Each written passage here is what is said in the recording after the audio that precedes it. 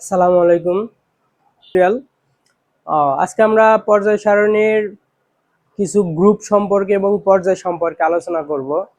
Electron বিন্যাস দিয়ে কিভাবে তার মৌলসমূহের পর্যায়বৃত্ত ধর্ম ব্যাখ্যা করা যায় সেই সম্পর্কে আলোচনা করব। তো আমরা দেখেছি গত ক্লাসে অনেকগুলো টিউটোরিয়ালে আমরা দেখেছি পর্যায় সারণীর কয়েকটা ভাগে ভাগ আছে। এস ব্লক মৌল, ডি ব্লক মৌল, পি ব্লক মৌল। তো আমরা এই বিভিন্ন রকমের মৌলর শ্রেণী বিভাগগুলো ইলেকট্রন বিন্যাস দিয়ে কিভাবে ব্যাখ্যা করা যায় সে সম্পর্কে একটু আইডিয়া নেব। আর আরো একটা অধ্যায় আছে যেখানে মৌলের পর্যায়বৃত্ততা সম্পর্কে আলাদা একটা চ্যাপ্টার আছে, সেই চ্যাপ্টারে আমরা ইন ডিটেলস পড়ব। তো সেই অধ্যায়টা বুঝতে হলে অবশ্যই ইলেকট্রন বিন্যাসটা জানতে হবে। তো আমরা পড়েছিলাম কি এস ব্লক মৌল।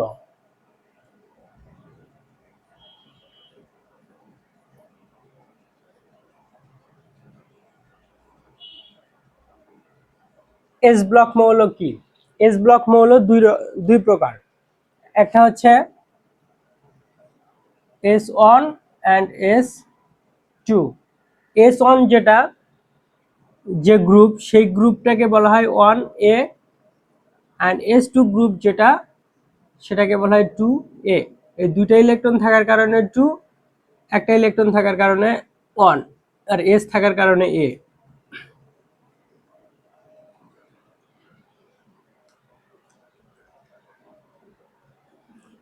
এক নম্বর গ্রুপকে বলা হয়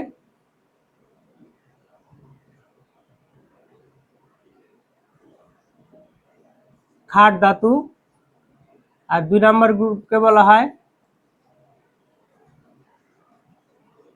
মৃৎ ক্ষার ধাতু।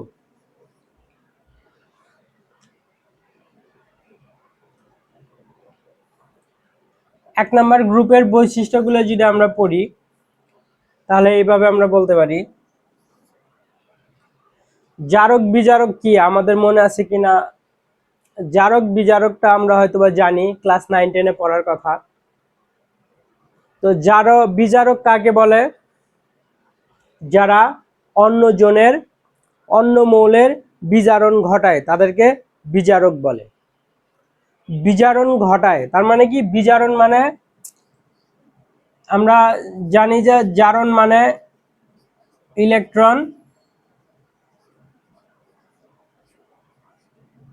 ছেড়ে দেওয়া।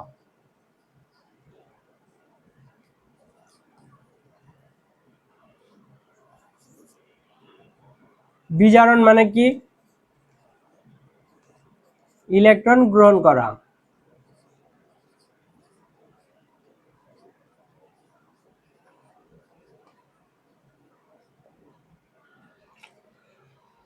তো ক্ষার ধাতুগুলো কি করে? ক্ষার ধাতুর সর্বশেষ স্তরে একটা ইলেকট্রন থাকে। এই একটা ইলেকট্রনের প্রতি নিউক্লিয়াসের আকর্ষণটা খুবই দুর্বল। এই আকর্ষণ দুর্বল হওয়ার কারণে সর্ববহিঃস্থ স্তরের একটা ইলেকট্রন খুব সহজেই ছেড়ে দিতে পারে। তার মানে ছেড়ে দেয়, ইলেকট্রন ছেড়ে দেয়। এদের কি হয়? বিজারণ ঘটে। ইলেকট্রন ছেড়ে দেয়, এদের কি হয়? বিজারণ ঘটে। যার বিজারণ ঘটে সে বিজারিত হয় বলা যায়।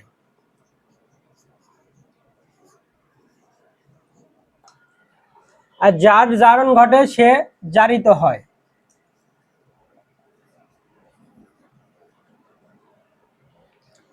তাহলে আমরা মনে রাখবো এইভাবে, এক নম্বর গ্রুপের সর্বশেষ স্তরে যেহেতু একটা ইলেকট্রন থাকে, আর এই একটা ইলেকট্রন থাকার কারণে সেই ইলেকট্রনটা খুব সহজে ছেড়ে দিতে পারে। সো নিজের কি ঘটলো? ইলেকট্রন ছেড়ে দিল, নিজে ইলেকট্রন ছেড়ে দিচ্ছে। মানে ইলেকট্রন ছেড়ে দিচ্ছে তার মানে কি? নিজের জারণ হচ্ছে, সে নিজে জারিত হচ্ছে বা তার জারণ ঘটছে। আর যে ইলেকট্রনটা ছেড়ে দিচ্ছে সেই ইলেকট্রনটা অন্য একজন গ্রহণ করতেছে, সে কে? বিজারণ। তার মানে কি হলো? এই এক নাম্বার গ্রুপের মৌলটা যদি এমন কোনো মৌলের কাছাকাছি থাকে যার ইলেকট্রন প্রয়োজন আছে, তাহলে আমরা বলতে পারি যে ক্ষার ধাতু কি করে? অন্যজনকে বিজারিত করে।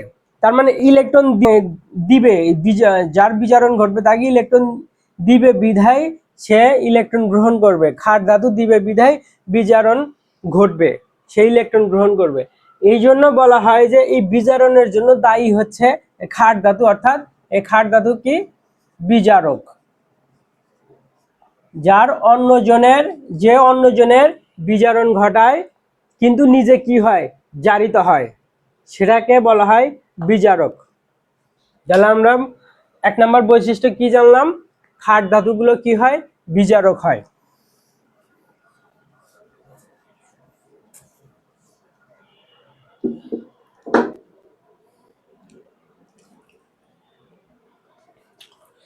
আর একটা কি হয় যে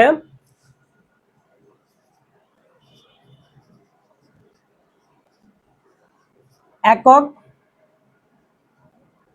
ধাতব আয়ন তৈরি করে।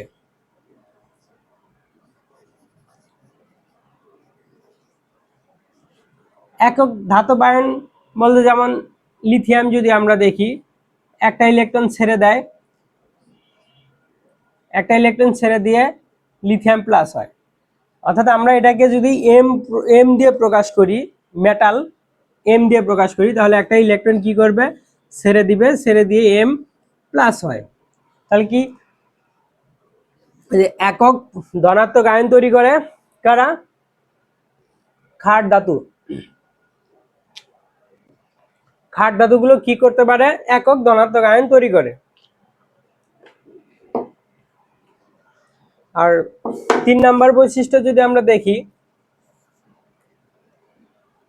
নরম ধাতু।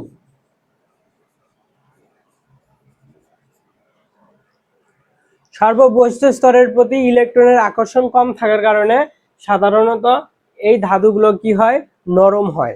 গ্রুপের উপর থেকে নিচ দিকে আসলে কি হবে, যেমন আমরা lithium, sodium, potassium, rubidium, caesium, francium, এই উপর থেকে নিচ দিকে আসলে কি হবে, আকারটা বড় হবে।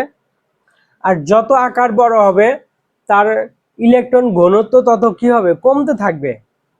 সর্ববহিষ্ঠ স্তরটা তো ইলেকট্রন সংখ্যা একই রকম থাকবে, শুধুমাত্র কি হবে, আকার বড় হবে।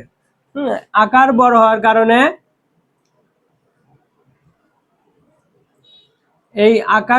কারণে কি হবে, তাদের ইলেকট্রন ঘনত্বটা প্রসারিত হবে, যে কারণে এই ধাতুগুলো উপর থেকে নিচ দিকে আসলে কি হয়, নরম হয়। আর নরম হলে সেক্ষেত্রে কি হবে, তাদের গলনাঙ্কটা কমে যাবে এবং পারমাণবিক ব্যাসার্ধটা কি হচ্ছে, অর্থাৎ পারমাণবিক আকারটা কি হচ্ছে, বেড়ে যাচ্ছে। পারমাণবিক আকারটা বেড়ে যাচ্ছে। তাহলে এখান থেকে আমরা 3টা বৈশিষ্ট্য জানতে পারলাম। পারমাণবিক ব্যাসার্ধ বেড়ে যাচ্ছে বা আকার বড় হচ্ছে, আর সাথে আমরা কি দেখলাম, গলনাঙ্কটা কি হবে, কমে যাবে, কারণ নরম হবে বেশি, গলনাঙ্ক কমে যাবে।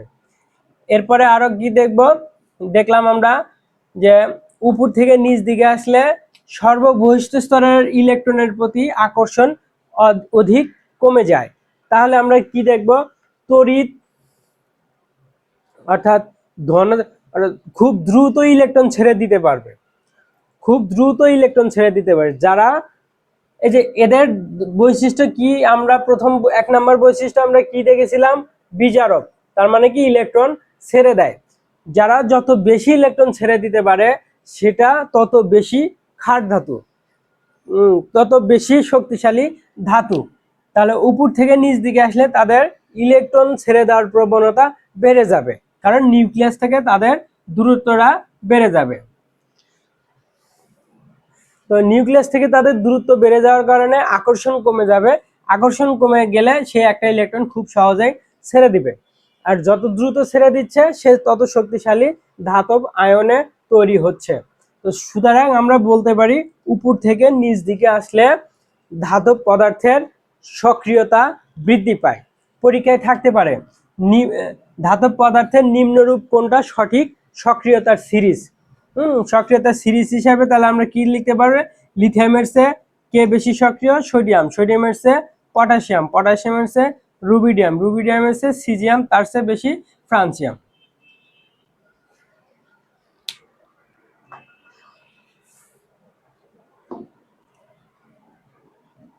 তাহলে আমরা এখানে কি দেখলাম, সক্রিয়তা সিরিজ অনুযায়ী উপর থেকে নিচ দিকে আসলে বৃদ্ধি পায়। কেন বৃদ্ধি পায়? কারণ তাদের ধাতুর ধর্ম বৃদ্ধি পায়, দ্রুত ইলেকট্রন ছেড়ে দিতে পারে, এই জন্য তাদের ধাতুর ধর্মটা বৃদ্ধি পায়। যে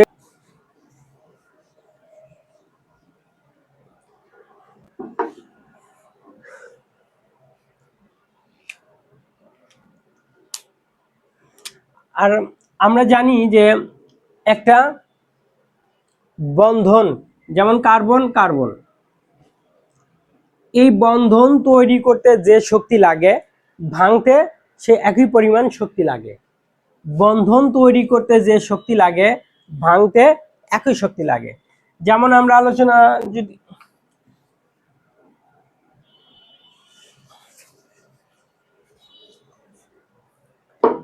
যেমন লিথিয়াম, এটা একটা অণু, সরি একটা পরমাণু,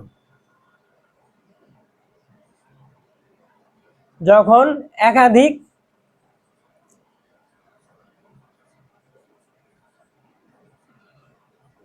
পরমাণু লিথিয়াম থাকবে, একাধিক পরমাণু লিথিয়াম থাকবে, তখন এই যে লিথিয়াম লিথিয়াম লিথিয়াম লিথিয়ামের যে দূরত্বটা, ধাতব আয়নের ভিতরে দূরত্বটা কি হবে, এখানে এই দুটার মাঝে যে দূরত্বটা, এটাকে যদি ব্যাসার্ধ বলা হয়, ব্যাস বলা হয়, তাদের এক অণু থেকে আর এক অণুর যে দূরত্বটা,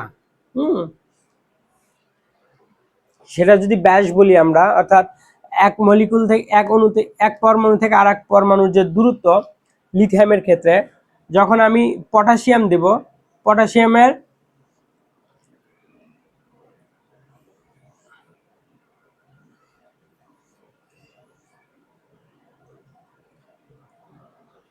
তাহলে এই যে এর আয়নে এখানে এই দুই পটাশিয়ামের মাঝখানের দূরত্বটা কি হবে, বেশি হবে না? কারণ এটা স্তর সংখ্যা বড় হওয়ার কারণে এই দুটা পরমাণুর মাঝের দূরত্বটা কি হয়ে যাবে, বেশি হয়ে যাবে। তাহলে এই যে দূরত্বটা বেড়ে গেলে তাদের ভিতরের যে আকর্ষণটা কি হয়ে যাবে, কম হয়ে যাবে, আকর্ষণটা কম হয়ে যাবে। এই জন্য কিন্তু নিচ দিকে আসলে তাদের আকারও বেড়ে যায়, এবং একই ধাতুর ভিতরে যে, অর্থাৎ আমরা একটা পরমাণু কি খালি চোখে দেখতে পারবো? দেখতে পারবো না, কিন্তু একটা পটাশিয়াম কিন্তু আমরা খালি চোখে দেখতে পাই, একটা সোডিয়ামকে কিন্তু আমরা খালি চোখে দেখতে পাই। তাহলে যখন দেখতে পাই তার মানে হচ্ছে কি, এখানে অনেকগুলো পটাশিয়াম এক জায়গায় ধাতব বন্ধনের মাধ্যমে আবদ্ধ হয়ে আছে, কিন্তু একটা পরমাণু আর একটা পরমাণু থেকে এরকম দূরত্বে তারা অবস্থান করতেছে। তাহলে উপর থেকে নিচ দিকে আসলে তাদের ধাতব পরমাণুর মাঝে যে দূরত্বটা, একটা পরমাণু আর একটা পরমাণুর মাঝে যে দূরত্বটা, আয়নিক ধাতব বন্ধনটা, সেই ধাতব বন্ধনটা কিন্তু ধাতব বন্ধনের যে অর্থাৎ ব্যাসটা কিন্তু বেড়ে যায়, একটা পরমাণু থেকে আরেকটা পরমাণুর দূরত্বটা কিন্তু বেড়ে যায়। এই দূরত্ব বেড়ে যাওয়ার কারণে মাঝখানে তাদের বন্ধন শক্তিটা কি কম, যে কারণে এদের গলনাঙ্কটা হচ্ছে কি কম, এবং এরা নরম ধাতু হয় উপর থেকে নিচ দিকে আসলে, এই জন্য এরা এত নরম হয়।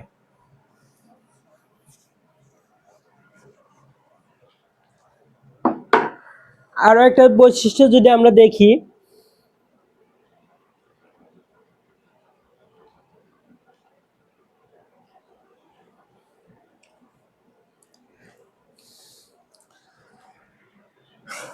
এই ধাতব পদার্থ, এই 1 নম্বর গ্রুপের ধাতুগুলো কি করে, হ্যালোজেনের সাথে বিক্রিয়া করে, হ্যালোজেনের সাথে বিক্রিয়া করে। কেন হ্যালোজেনের সাথে বিক্রিয়া করে? আমরা দেখেছি যে হ্যালোজেন কয় নাম্বার গ্রুপ, 7 নম্বর গ্রুপ। 7 নম্বর গ্রুপ মানে পি ব্লক, NH2NP5। আমরা তো জানি পি ব্লকের চিত্রটা কেমন হয়, NH&NP। তাহলে যেহেতু 7 নাম্বার সর্বশেষ স্তর, তাহলে 2তে NH2, আর আরো 5টা লাগে, পিতে যাবে 5টা, NP5 সর্ববৈশিষ্ট্য স্তর NP5। এখানে পরিপূর্ণ ইলেকট্রন বিন্যাস অর্জন করতে হলে পিতে আরো একটা ইলেকট্রন প্রয়োজন হচ্ছে। সেই একটা ইলেকট্রন এই দিকে আবার ধাতব যে আয়নগুলো ধাতুগুলো কি করে একটা ইলেকট্রন ছেড়ে দিতে পারে, এই জন্য এটা হ্যালোজেনের সাথে খুব সক্রিয়ভাবে বিক্রিয়ায় অংশগ্রহণ করে। সে একটা ইলেকট্রন সম্পূর্ণ ছেড়ে দিয়ে হ্যালোজেনকে একদম দিয়ে দিবে, দিয়ে একটা প্লাস তৈরি হয়ে যাবে, আর যে গ্রহণ করবে গ্রহণ করে মাইনাস হয়ে যাবে, আর যে ছেড়ে দিবে ছেড়ে দিয়ে প্লাস হয়ে যাবে। এই যে প্লাস আর মাইনাস এরা পরস্পরে বন্ধন করবে, আর এই বন্ধনকে বলা হয় কি আমরা জানি আয়নিক বন্ধন করবে। তাহলে ধাতুগুলো কি করে হ্যালোজেনের সাথে বিক্রিয়া করে আয়নিক বন্ধন তৈরি করে। আর এই বন্ধনটা অত্যাধিক শক্তিশালী বন্ধন। কেন অত্যাধিক শক্তিশালী বন্ধন? কারণ এই প্লাস আয়ন এবং মাইনাস আয়নটা অত্যাধিক স্থিতিশীল হয়ে যায়। কেন স্থিতিশীল হয়ে যায়? কারণ এর একটা ইলেকট্রন থাকে যার প্রতি তার কোনো আকর্ষণ নেই, সম্পূর্ণরূপে ছেড়ে দেয়। আর এখানে হ্যালোজেন যার একটা ইলেকট্রন হওয়ার কারণে এটা খুবই, এখানে যখন NH2 আর NH2 বললো NP, এখানে কত হবে 6 হবে একটা ইলেকট্রন গ্রহণ করার পরে, আর এবং সেটা কি হয়ে যায় নিষ্ক্রিয় হয়ে যায়। নিষ্ক্রিয় মৌলের ইলেকট্রন বিন্যাস হয়ে যায়। অনুরূপভাবে এই ধাতব আয়নটাও কি হয়ে যায় যে একটা ইলেকট্রন যখন ছেড়ে দেয় একটা ইলেকট্রন যখন ছেড়ে দিয়ে M প্লাস হয়। তার মানে এখানে কি ছিল আমার NH1 ছিল, এর আগে অরবিটালগুলো আছে। এই একটা ইলেকট্রন যখন ছেড়ে দিবে তখন কিন্তু এই NH1 এর উপর আর থাকবে না, জিরো হয়ে যাবে। তার মানে এর আগের অরবিটাল যা আছে তাহলে সবগুলো পরিপূর্ণ হবে। তার মানে এটাও কি হবে তার নিকটবর্তী নিষ্ক্রিয় গ্যাসের মতো হয়ে যাবে। তাহলে দুটোই নিষ্ক্রিয় গ্যাস হয়ে গেছে, কিন্তু বিপরীত আধান যুক্ত, বিপরীত চার্জ যুক্ত আয়ন তৈরি হয়ে গেছে। এই জন্য এরা পরস্পরে অনেক, অর্থাৎ বিপরীত চার্জ যুক্ত হওয়ার কারণে তাদের ভিতরে আকর্ষণ শক্তিরা অত্যাধিক হয়। এই জন্য এদের আয়নিক বন্ধন শক্তিটা অত্যাধিক, অর্থাৎ এই জন্য এদের আয়নিক বন্ধন শক্তিটাও অনেক বেশি হয়।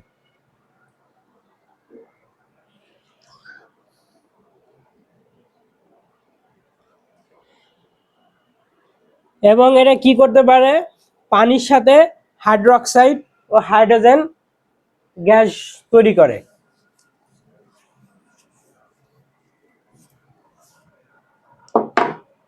এই ধাতুগুলো যদি পানির সাথে বিক্রিয়া করানো যায় তাহলে শব্দ সহকারে এবং অত্যাধিক তাপ তৈরি করে এবং আগুন ধরে যায়, এবং সেখানে কি হয় ধাতব হাইড্রোক্সাইড তৈরি করে। এই যে এখানে প্লাস, কারণ একটা ইলেকট্রন ছেড়ে দেয়, আর OH এর কিন্তু মাইনাস, এই প্লাস মাইনাস, এই জন্য এখানে আর কিছুই হবে না। আমরা কিন্তু সংকেত কিভাবে লাগে সেটা এর আগে 9-10-এও পড়ে থাকবে। এটা প্লাস এটা মাইনাস হয়, আর মাইনাস N আর মাইনাস M যদি ধরো, M আসবে এখানে আর N যাবে এখানে, তার মানে XM and YN। এটা কিন্তু যৌগ লেখার নিয়ম। তো এই ক্ষেত্রে আমার দুটাই plus minus on on on, সেজন্য এখানে আর কিছু লাগা হয় নাই। ম্যাগনেসিয়াম হাইড্রোক্সাইড এখানে আমরা ব্র্যাকেট দিয়ে লিখতে পারি। কেন লিখতে পারি? যে OH আলাদা একটা আয়ন, এখানে এইচ আর অক্সিজেন মিলে, হাইড্রোজেন অক্সিজেন মিলে একটা আয়ন তৈরি হয়েছে এখানে, এবং সেখানে আরো কি তৈরি হয়, হাইড্রোজেন গ্যাস তৈরি হয়। এই চিহ্নের অর্থ হচ্ছে গ্যাস উপর দিকে উড়ে যাচ্ছে। তাহলে দেখো আমরা এখানে আরেকটা বৈশিষ্ট্য পেলাম, ধাতুগুলো কি করে পানির সাথে বিক্রিয়া করে অত্যাধিক তাপ তৈরি করে এবং আগুন ধরে যেতে পারে এবং সাথে হাইড্রোজেন গ্যাস তৈরি করে। সেটা কিভাবে আসে, হাইড্রোজেন গ্যাসটা কিভাবে আসে? দেখো হাইড্রোজেন কিন্তু আমরা এভাবে লিখতে পারি, হাইড্রোজেন মানে পানি আমরা এভাবে লিখতে পারি।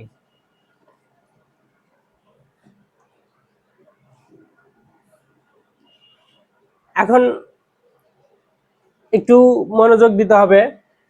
হয়তোবা অনেকেই 9-10-এ বিভিন্ন জায়গায় পড়াশোনা করেছো, সবাই হয়তোবা এটা জানো না। যারা নতুন ফার্স্ট ইয়ারে উঠছো তাদের জন্য আমি শুধু বলতেছি, এখানে কেন মাইনাস হচ্ছে এখানে আর কেন প্লাস হচ্ছে আমি ব্যাখ্যা করে দিচ্ছি। যেমন অক্সিজেনের ইলেকট্রন বিন্যাস যদি আমরা দেখি, অক্সিজেন 8, 1s2 2s2 2px ওই জেড 2 4 5 6 7 and 8, একটা করে ইলেকট্রন আছে এই দুটাতে। এখানে হাইড্রোজেন দেখো, হাইড্রোজেন হচ্ছে কি 1s1, কারণ একটা ইলেকট্রন হাইড্রোজেনের 1s1।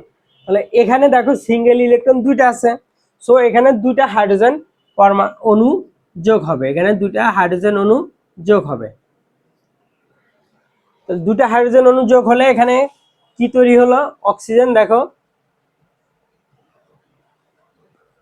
দুটা হাইড্রোজেনের সাথে কৌণিক কৌণিক আকৃতির,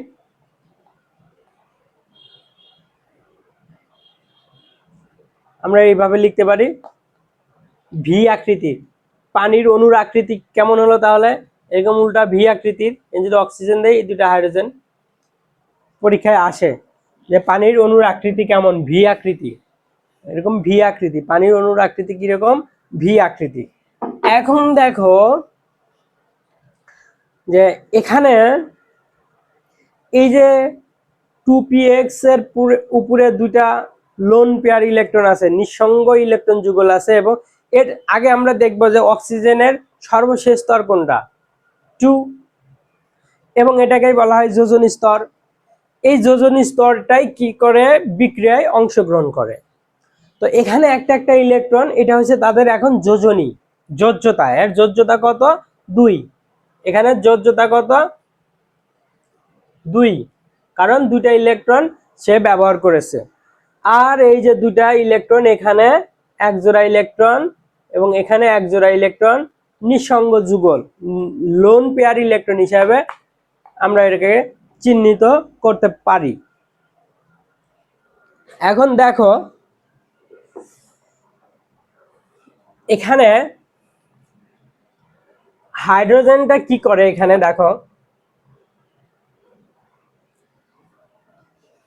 যে এমটা তো আমরা কি জানি, প্লাস, এমটা তো প্লাস এখানে, এবং এই যে দুইটা বন্ধন তৈরি করছে হাইড্রোজেনের সাথে, এই বন্ধনের ভিতরে কিন্তু অক্সিজেনের একটা ইলেকট্রন আছে, হাইড্রোজেনের একটা ইলেকট্রন আছে। এখানে অক্সিজেনের একটা ইলেকট্রন আছে, হাইড্রোজেনের একটা ইলেকট্রন আছে, আর এর উপরে দুই জোড়া তো নিঃসঙ্গ ইলেকট্রন যুগল আছেই। এখন অক্সিজেনটা হাইড্রোজেনের চেয়ে বেশি তড়িৎ ঋণাত্মক, অর্থাৎ আকর্ষণ করতে পারে বেশি, ইলেকট্রনের প্রতি আকর্ষণ ক্ষমতা কার বেশি, অক্সিজেনের বেশি, কারণ অক্সিজেনের স্তর সংখ্যা বেশি এবং তার ইলেকট্রোনেগেটিভিটি বেশি। এবং কেন বেশি, এখানে দেখো এই যে দুইটা অরবিটাল আছে, তার একটা করে ইলেকট্রন, সে চাইবে তার দিকে ওই ইলেকট্রনটা বেশি মুভ করাতে। কেন বেশি মুভ করাতে, কারণ হচ্ছে সে এখানে একটা ইলেকট্রন যদি এখানে আনতে পারে, তাহলে অক্সিজেনটা মোর স্টেবল হবে। তার এখানে দেখো যোজ্যতা ইলেকট্রন, যোজ্যতা স্তরের ইলেকট্রন সংখ্যা আরো এখানে 4টা আছে, 4টার যে আকর্ষণ, আর এখানে হাইড্রোজেনের তো কয়টা আছে, একটা আছে, সে একটাকে ওইভাবে ধরে রাখতে পারবে না। তার যে একটা নিউক্লিয়াস, এখানে হাইড্রোজেনের নিউক্লিয়াস কয়টা, একটা, যেহেতু তার পারমাণবিক সংখ্যা 1, তার মানে প্রোটন 1। কিন্তু অক্সিজেনের প্রোটন কত আমার আছে, প্রোটন যতগুলো পারমাণবিক সংখ্যা ততগুলো প্রোটন সংখ্যা। অক্সিজেনের প্রোটন হচ্ছে 8টা আর হাইড্রোজেনের প্রোটন হচ্ছে একটা। তাহলে 8টার আকর্ষণ তার সর্ববহিষ্ঠ স্তরের ইলেকট্রনের প্রতি বেশি হবে, না একটা প্রোটনের আকর্ষণ বেশি হবে? অবশ্যই অক্সিজেনের 8টা প্রোটনের সর্বশেষ স্তরের ইলেকট্রনের প্রতি আকর্ষণ বেশি হবে। যে কারণে অক্সিজেনটা কি করবে, হাইড্রোজেনের কাছ থেকে ইলেকট্রনটা এই দুটা ইলেকট্রন যদি নিয়ে নিতে পারে তাহলে তার সর্ববস্তু স্তরে কিন্তু দিয়ে দিতে পারবে। তো এখানে সে কি করবে, এই দুটা ইলেকট্রন নিজের দিকে টেনে নিতে টেনে নিতে পারবে।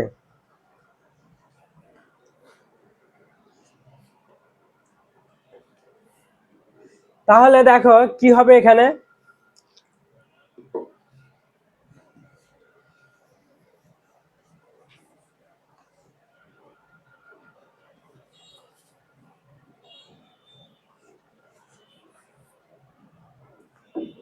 এই দুটা ইলেকট্রন টেনে নিলে এখানে কি হবে, এম প্লাস তো আছেই, আর এই দুটা ইলেকট্রন টেনে নেওয়ার কারণে ও এইচ আমরা এইভাবে লিখলাম, আর এখানে একটা মাইনাস মানে একটা বন্ধনের দুটা ইলেকট্রন নিয়ে সে এখানে বসে আছে, ওএইচ, এভাবে ওএইচ আয়ন তৈরি করে। আর এখানে আরেকটা কি তৈরি করবে, হাইড্রোজেন প্লাস হয়ে আছে। কেন প্লাস হয়ে আছে, কারণ হাইড্রোজেনের একটা ইলেকট্রন ছিল, সেই একটা ইলেকট্রন কি করেছে, অক্সিজেন টেনে নিয়েছে, তাহলে 1 0 হয়ে গেছে। তো হাইড্রোজেনের ইলেকট্রন এইচ প্লাস অর্থ কি, হাইড্রোজেনের এখানে কোনো ইলেকট্রন নেই, ইলেকট্রন নেই। হাইড্রোজেন প্লাস অর্থ হচ্ছে কি, এর এখানে সর্বশেষ স্তরে বা এর অরবিটালে আর কোনো ইলেকট্রন নেই, তার মানে এর কোনো ইলেকট্রন নেই। এখন দেখো তো এই যে ওএইচটা যে হলো এখানে,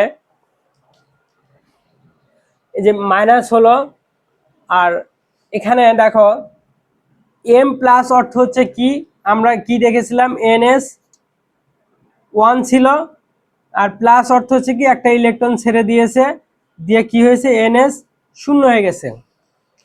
এখন এই যে সর্বশেষ তার এস অরবিটাল, এখানে কয়টা ইলেকট্রন থাকতে পারে, দুইটা ইলেকট্রন থাকতে পারে, আর এর এখানে কয়টা ইলেকট্রন আছে, দুইটা ইলেকট্রন আছে, তাহলে এই দুইটা ইলেকট্রন কিন্তু একে এখানে ট্রান্সফার করতে পারবে, NS1 এ দুটা ইলেকট্রনই দিতে পারবে, দিলে কি হয়ে যাবে, এম আর ওএইচ এইভাবে বন্ধনে আবদ্ধ হয়ে যাবে, এম এবং ওএইচ এইভাবে বন্ধনে আবদ্ধ হবে। আর এম এইচ প্লাস যে থাকলো, এইচ প্লাস থাকলো, এরকম হাইড্রোজেন আয়ন যখন থাকবে, এরকম হাইড্রোজেন আয়ন আরো দুইটা হাইড্রোজেন আয়ন পরস্পরের সাথে যোগ হয়ে দুইটা হাইড্রোজেন এরকম গ্যাস হয়ে যাবে, হাইড্রোজেন বন্ধনে আবদ্ধ হয়ে গ্যাস হয়ে যাবে। বোঝা গেছে? তো আমরা ইলেকট্রন বিন্যাস যদি খুব ভালোভাবে জানতে পারি, এই যে ইলেকট্রনের আদান প্রদান, এই যে আমি যে রাসায়নিক বিক্রিয়াটা যে দেখালাম, এটা কিন্তু কোনো বইয়ে হয়তো বা পেতেও পারো, নাও পেতে পারো। এই ইলেকট্রনের গ্রহণ এবং বর্জনটা এটা একটা কিন্তু অনুমান, ধারণা থেকে কিন্তু কেমিস্ট্রি ব্যাখ্যা করা। এটা এটা কেউ কিন্তু খালি চোখে দেখে না যে ইলেকট্রন এইভাবে দৌড়াচ্ছে, এইভাবে দৌড়াচ্ছে, এটা কিন্তু একটা অনুভব করা শুধু, এবং এটা সম্ভাব্য বিক্রিয়ার মেকানিজম বড় ক্লাসের বইগুলোতে দেওয়া থাকে, হ্যাঁ, যে possible mechanism of this reaction.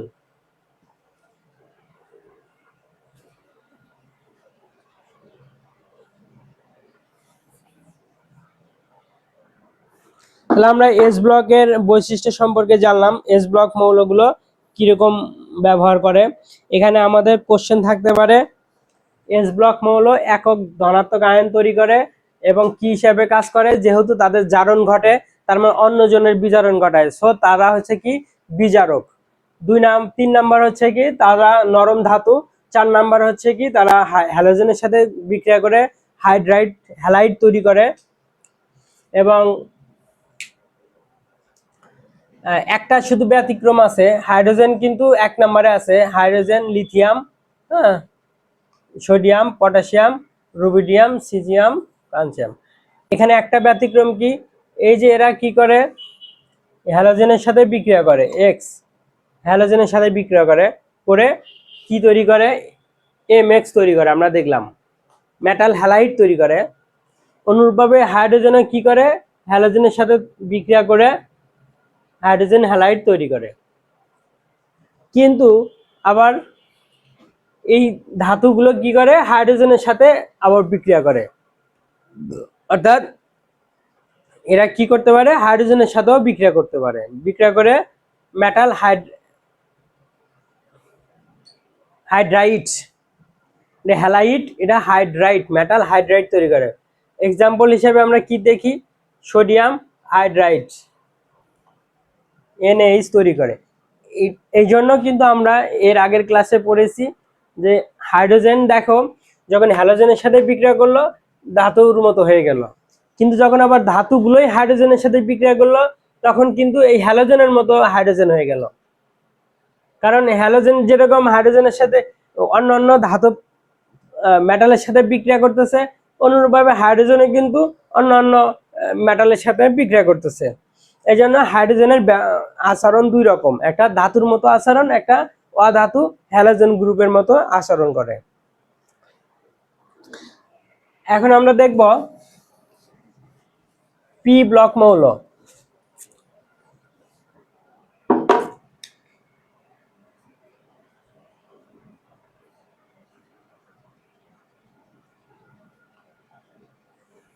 P block elements,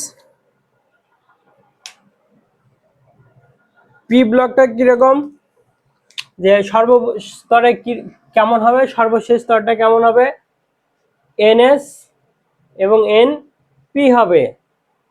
NS 1 থেকে 2টা ইলেকট্রন থাকবে, P তে 1 থেকে কয়টা ইলেকট্রন থাকবে, 5টা ইলেকট্রন থাকবে। কারণ হচ্ছে কি, যদি NS 2 হয় আর NP 6 হয় তাহলে সেটা হয়ে যায় কি শূন্য গ্রুপ,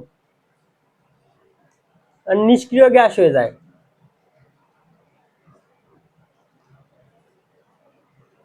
এই জন্য পিটা আংশিক পূর্ণ থাকবে এবং এসটাও আংশিক পূর্ণ থাকবে অথবা পরিপূর্ণ থাকতে পারে, কিন্তু পিটা কি থাকবে এখানে আমার 5টা থাকতে পারে সর্বোচ্চ। এটা হচ্ছে কি আমার পি ব্লক মৌল, শর্টকাটে পড়িয়েছিলাম। আমি একটা উদাহরণ দেব, বাকিগুলো তোমরা করে নিবা। যেমন গ্যালিয়াম, আজকে গ্যালিয়াম না বড়টার উদাহরণ দেই, ইন্ডিয়াম 49। ইন্ডিয়ামের পাশের যে এর পূর্ববর্তী যে নিষ্ক্রিয় মৌলটা ছিল সেটা কত, নিষ্ক্রিয় মৌল আমরা কি কি দেখেছিলাম, হিলিয়াম 2 নাম্বার, হিলিয়াম নিয়ন 10 number, argon 18 number, krypton 36 number, xenon 54 number এবং রেডন হচ্ছে কত 86 নাম্বার। তাহলে আমার 81 আছে, তাই না? তাহলে নিকটবর্তী কে, 54 নাম্বার জেনন, নিকটবর্তী হবে কে, জেনন। তাহলে আমরা থিলিয়ামের ইলেকট্রন বিন্যাস এইভাবে, তাই না? তো এখানে আমরা কি লিখতে পারি, 5s2 and 5p6 লিখতে পারি। আর এই পর্যন্ত লেখার অর্থ হচ্ছে কি, কতগুলো ইলেকট্রন অলরেডি আমার লেখা হয়ে গেল, 54টা ইলেকট্রন আমার লেখা হয়ে গেল,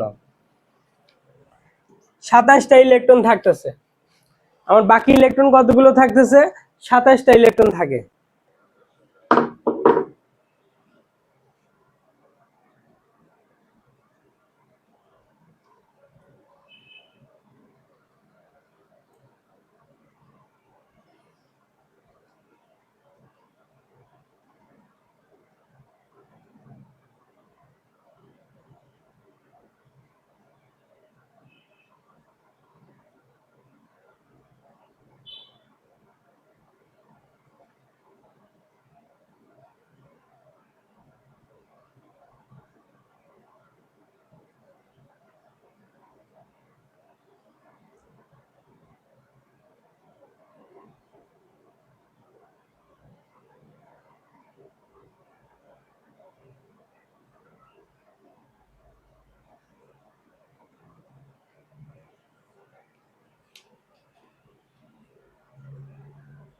আমরা জেননের ইলেকট্রন বিন্যাস যদি আমরা এখানে দেখি, জেনন কত ছিল, 54 নাম্বার ছিল।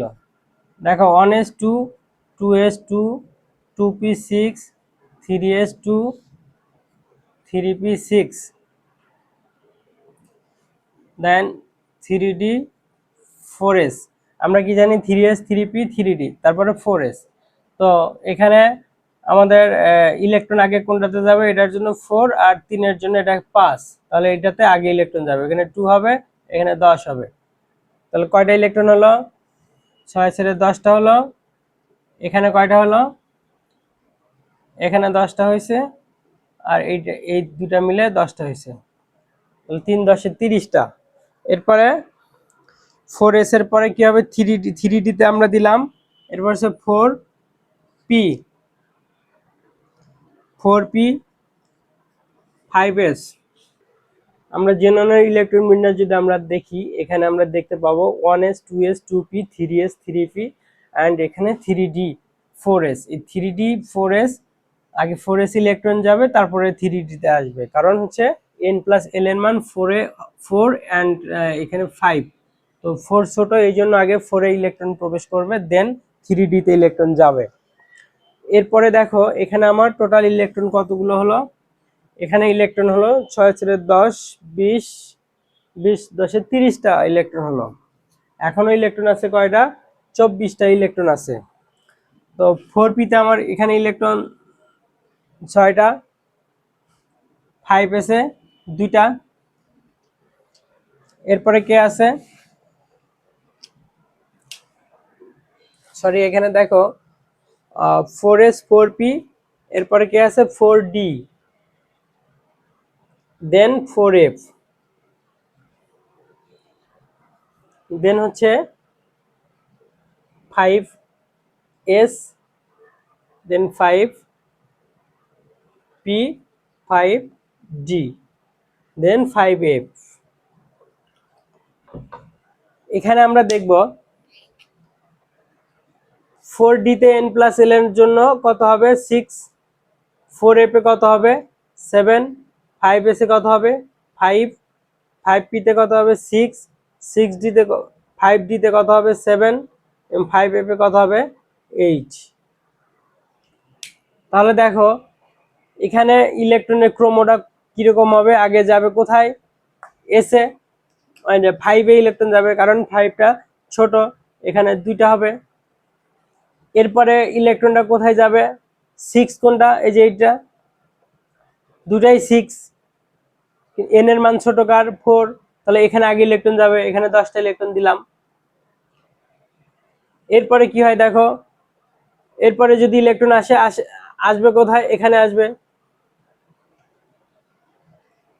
দেখো ইলেকট্রন কতগুলো হলো, এখানে 30টা হলো, 40টা হলো, 40 6 46 47 48 54। দেখো এবার 54টা ইলেকট্রন হয়ে গেল, এখানে 4f কিন্তু 0ই রয়ে গেছে, 4f টা 0 রয়ে গেছে। তাহলে জেননের ইলেকট্রন বিন্যাস 5s 5p, এর মাঝখানে কি ছিল, 4f ছিল, কিন্তু এর মাঝখানে এর আগে কি ছিল, 4f ছিল, সেটা আমার শূন্য হয়ে গেছে, মানে শূন্যই রয়ে গেছে। এখন জেননের পরে আমার থেলিয়ামের ইলেকট্রন বিন্যাস যদি আমি করতে চাই, তাহলে এই পর্যন্ত আমার 54টা ইলেকট্রন হয়ে গেল। এখন দেখো ইলেকট্রন যদি প্রবেশ করে, আগে কোনটাতে প্রবেশ করবে, এটা তো জেননের জন্য হয়ে গেল। আমি যদি থেলিয়ামের জন্য ইলেকট্রন বিন্যাস করি, তাহলে তো আমি এইভাবেই এতটুকুই লিখতে পারবো, 1s2 2s2 2p 6 3s2 3p 6 3d 10 4s2 4p 6 4d 10। এখানে আমার আসলে কি 4f শূন্য ছিল, এন্ড 5s2 ছিল, 5p 6 ছিল। এবার 5d এবং 5f এই দুটা স্টিল নাও কি আছে, 0 আছে, 4f এ 0 আছে। এখন এই পর্যন্ত 54টা ইলেকট্রন হয়ে গেছে।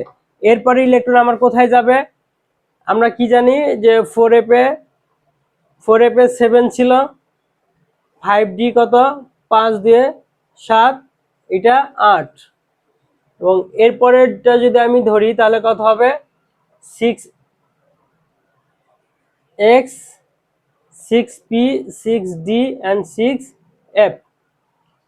6s এর জন্য কত হবে 6, 6p এর জন্য কত হবে 7, এবং 6d তে কত হবে 8, এবং এটা কত হবে 9। এই কয়টা অরবিটাল ফাঁকা আছে।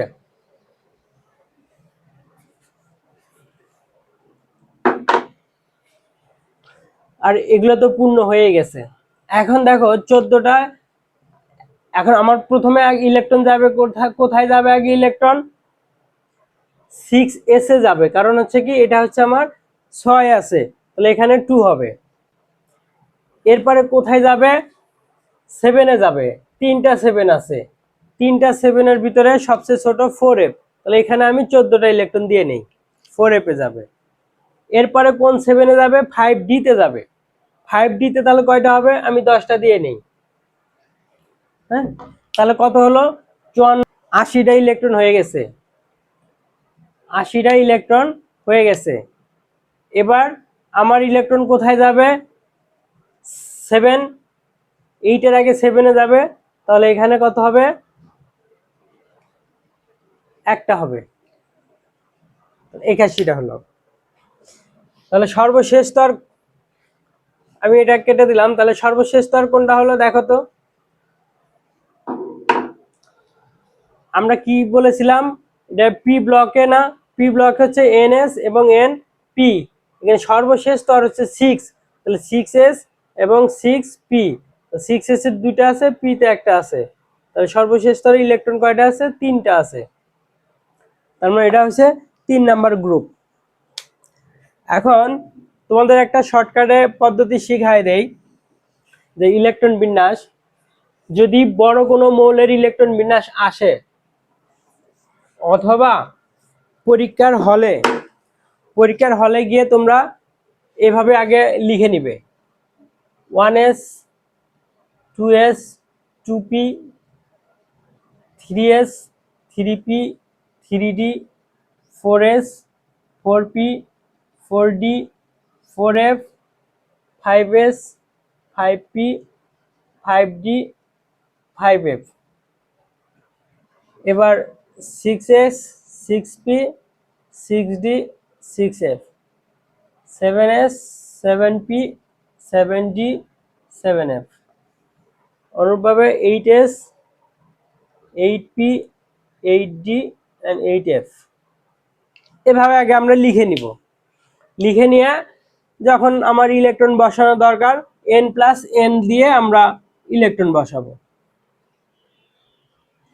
n+l এর মান সেটা তো আমরা জানি, 1 এর জন্য 1 হবে, এখানে 2 হবে, এখানে 4 হবে, 3 হবে, এখানে 3 হবে, এখানে 4 হবে, এখানে 5 হবে, এখানে 4 হবে, এখানে 5 হবে, এখানে 6 হবে, 7 হবে, 5 আর 0 যোগ করলে 5ই হবে, এখানে 6 হবে, এখানে 7 হবে, এখানে 8 হবে, 6 7 8 9 7 8 9 10 8 9 10 11 n+l এর মান।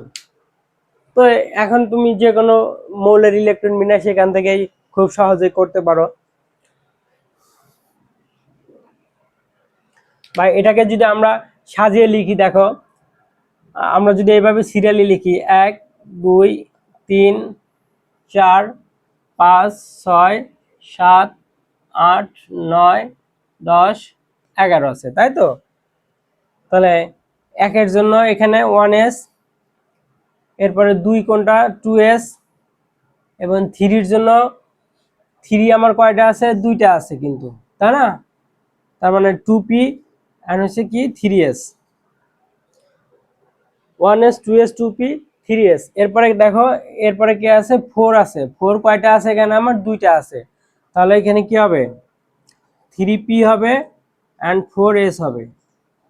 এরপর দেখো 5 আছে, 5 কয়টা আছে একটা 2টা 3টা 5 আছে, 3টা 5 এর মধ্যে ছোট কোনটা হবে 3d, এরপরে কে হবে 4p, এরপর কে কে হবে 5s। এই দেখো 5 শেষ, এবার কে আছে 6 আছে। 6 কয়টা আছে? একটা একটা, দুইটা, এখানে একটা, তিনটা আছে। তিনটা 6 এর মধ্যে ছোট কোনটা? 6p, ছোট হচ্ছে 4d, তারপরে কি 6p, তারপরে হচ্ছে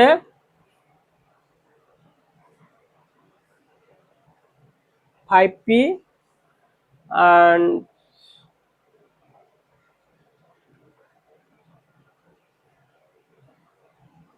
and 6s।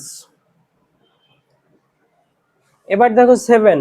7 এ আমার কয়টা 7 আছে? এখানে একটা আছে, এখানে একটা আছে, এখানে একটা আছে, এখানে একটা আছে। এগুলোর ভিতরে n প্লাস l এর মান সবচেয়ে ছোট কোনটা? মানে সবগুলোই তো সমান, এক্ষেত্রে n এর মান সবচেয়ে ছোট কোনটা? 5d। 5d। এরপরে কে? 6p। এরপরে কে আছে? 7s। এবার দেখো 7 গেল, 8। 8 এ দেখো 8 আমার কয়টা আছে? একটা আছে, দুইটা আছে, তিনটা আছে। তিনটা 8 এর ভিতরে সবচেয়ে ছোট 8 কোনটা? 5f। এরপরে 6d, তারপরে 6p। এখন দেখো 8 এর পরে কে আছে? 9। 9 কয়টা আছে? এখানে একটা, দুইটা, তিনটা আছে। তিনটা 9 এর মধ্যে সবচেয়ে ছোট 9 কে?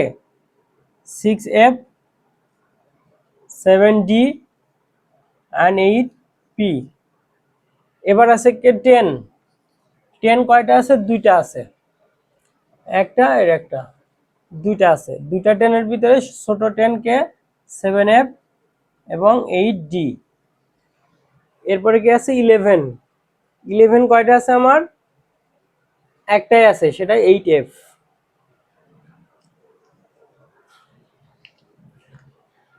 এই সিকোয়েন্সটাও তোমরা মনে রাখতে পারো।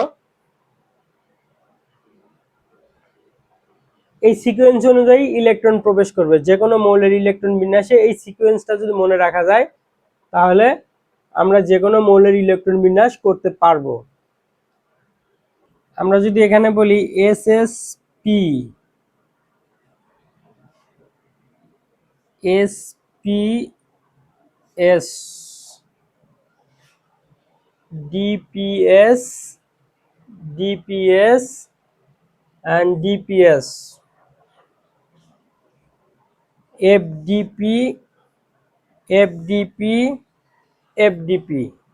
এই সিকোয়েন্সটা যদি আমরা মনে রাখি তাহলে আমাদের জন্য ইজি হয়ে যায়। SSP, SPS, তাহলে একটা SSP আর একটা হচ্ছে SPS। আর DPS কয়টা? একটা, দুইটা, তিনটা, তিনটা DPS। আর FDP কয়টা আছে? একটা, দুইটা, তিনটা আছে।